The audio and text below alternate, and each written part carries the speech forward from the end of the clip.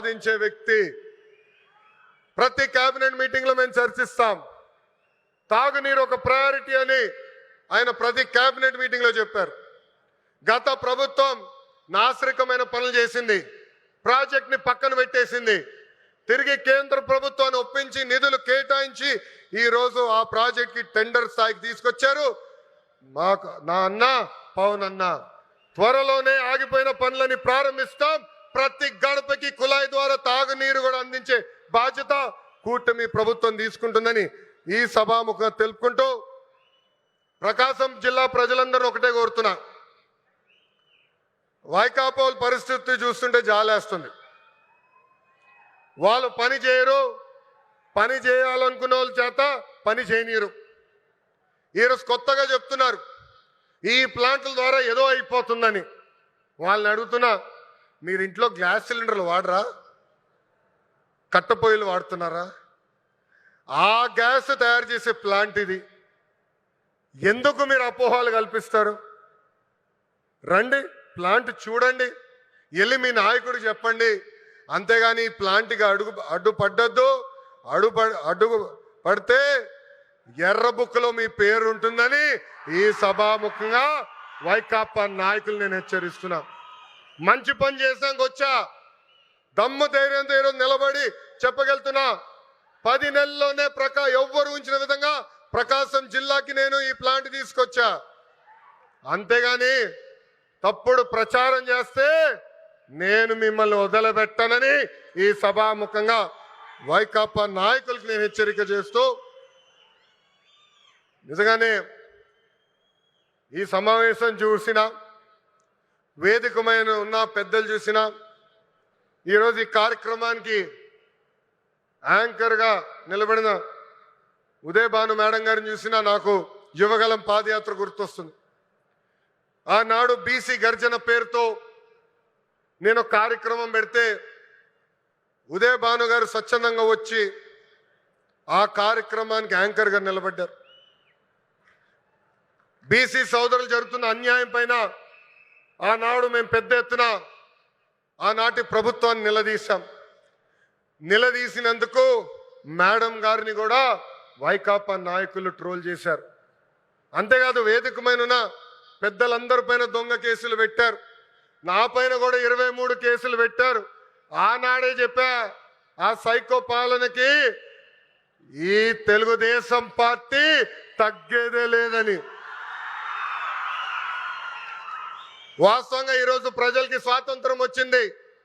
94% సీటుల్లో NDA ప్రభుత్వాన్ని మీరు గెలిపించారు. మా పైన బాధ్యత పెరిగింది. మీకు 6 నిమిషాలు కష్టపడతాం, మీకు అండగా నిలబడతాం, మీకున్న సమస్యలు పరిష్కరిస్తామని ఈ సభాముఖంగా హామీ ఇస్తూ, ఇక్కడ పెద్ద ఎత్తున తరలి వచ్చిన తెలుగుదేశం పార్టీ కార్యకర్తలు కూడా ఒక విజ్ఞప్తి చేయాలనుకున్నా.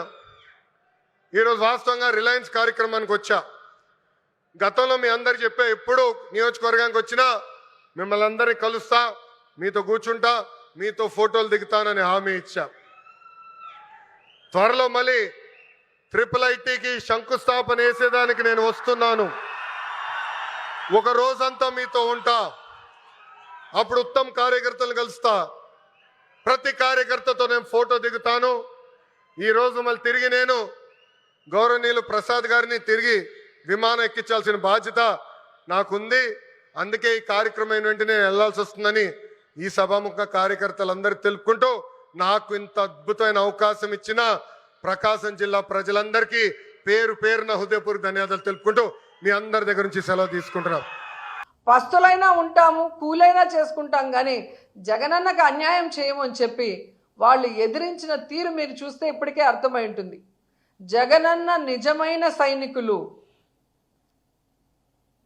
జగనన్న పార్టీకి, జగనన్న అజెండాకి ఎప్పుడూ కూడా కట్టుబడి ఉంటారు. ప్రాణాలు ఇవ్వడానికన్నా రెడీగా ఉంటారు. మీ రెడ్ బుక్లకి, బ్లడ్ బుక్లకి భయపడే వాళ్ళు కాదు అన్న విషయం ఇంకనైనా తెలుసుకొని వాళ్ళు దగ్గర పట్టుకొని మీరు ఇచ్చిన వాగ్దానాల్ని నెరవేర్చడం మీద కాన్సన్ట్రేట్ చేయండి. అంతేగాని ఇలాగే ఇంకా వైఎస్ఆర్ కాంగ్రెస్ పార్టీ వాళ్ళని తప్పుడు కేసులు పెట్టి బెదిరిస్తాం, వాళ్ళని చంపేస్తాం, వాళ్ళని హ్యూమిలేట్ చేస్తామంటే ఇక చూస్తూ ఊరుకునే పరిస్థితి లేదని కూడా ఈ సందర్భంగా తెలియజేసుకుంటున్నాం.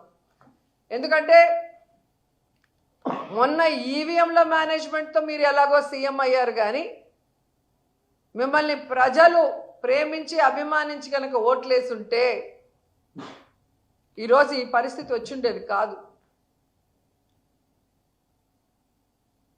సో మీకు ప్రజలకు చేయాలన్న ఆలోచన లేదు, మాకు ఈ లోట్లే లేదు, మేము మేనేజ్మెంట్తో అయ్యాం కాబట్టి వీళ్ళెవరికి సమాధానం చెప్పనవసరం లేదని మీ ఇష్టానికి ఈ రాష్ట్రాన్ని అప్పుల్లో ముంచేసి ఈ రాష్ట్రాన్ని సర్వనాశనం చేసేసి పక్క రాష్ట్రంలో పోయి మన జీవితాల్ని హాయిగా గడుపుకుందాం అనుకుంటున్నారేమో, కానీ ప్రజలు కానీ జగన్మోహన్ రెడ్డి గారు కానీ మిమ్మల్ని వదిలే ప్రసక్తే లేదు. రాబోయే కాలంలో జగనన్న ముఖ్యమంత్రి కావడం తథ్యం. ఈరోజు ప్రజల్ని మోసం చేసిన మీకు, వైఎస్ఆర్ కాంగ్రెస్ పార్టీ నాయకుల్ని కార్యకర్తల్ని చంపి తప్పుడు కేసులు పెట్టి హెరాస్ చేస్తున్న మీకు ఖచ్చితంగా బుద్ధి చెప్తారు. ఎటువంటి పరిస్థితుల్లో ఎవరిని వదిలిపెట్టే ప్రసక్తి కూడా లేదని ఈ సందర్భంగా తెలియజేసుకుంటున్నాను. చంద్రబాబు నాయుడు కుటుంబాన్ని, లోకేష్ కుటుంబాన్ని బంగారు కుటుంబం చేసుకుంటారేమో, కానీ ఈ రాష్ట్రంలో ఉన్న ప్రజల్లో ఒక్కరికైనా చేస్తారన్న నమ్మకం లేదు. నాకే కాదు, ప్రజలకు కూడా లేదు అనేది మొన్న ఆయన మీటింగ్ జరుగుతుంటే ప్రజలందరూ లేచి వెళ్ళిపోవటం మనం కళ్ళారా చూసాం. మీటింగ్కి వెళ్ళే ముందేమో పిల్లలు మీటింగ్కి రండ్రా, ఆడవాళ్ళు మీటింగ్కి రండ్రా అని రోడ్లో ఆయనే ఒక సీఎంఏ అందరినీ అడుక్కునే పరిస్థితి. అండ్ ఆయన మాట్లాడేటప్పుడు అందరూ వెళ్ళిపోతున్నారంటే అర్థం ఏంటి? తానిచ్చిన వాగ్దానాలు ఏదీ నెరవేర్చని ఈ పెద్ద మనిషి మళ్ళీ మళ్ళీ అబద్ధాలు చెప్పడమే పనిగా పెట్టుకున్నాడు. వీటి వల్ల ఏ ఉపయోగం లేదు అనేది ప్రజలకే అర్థమైపోయింది. మనం చెప్పడం కన్నా మనం చెప్పక ముందే వాళ్ళు అర్థం చేసుకొని వెళ్ళిపోవటం అనేది కళ్ళారా కనిపిస్తుంది.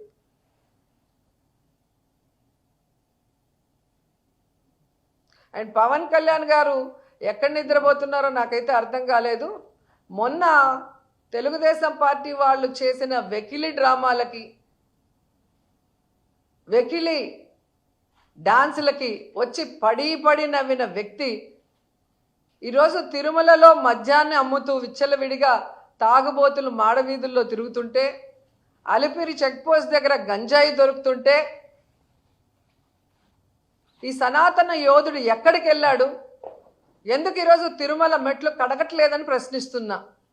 ఒకవైపు ఫార్మసీ విద్యార్థిని ఏజీఎం దీపక్ వేధించి ఆమె చావుకు కారణమైతే మాట్లాడు, ప్రశ్నించడు.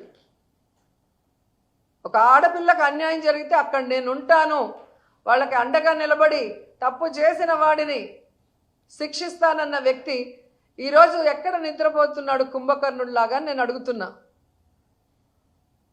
వెకిలి డ్రామాలకి నవ్వటానికి సమయం ఉంది, కానీ నీకు ఓటేసిన ఈ రాష్ట్ర ప్రజలకి మంచి చేయాలి,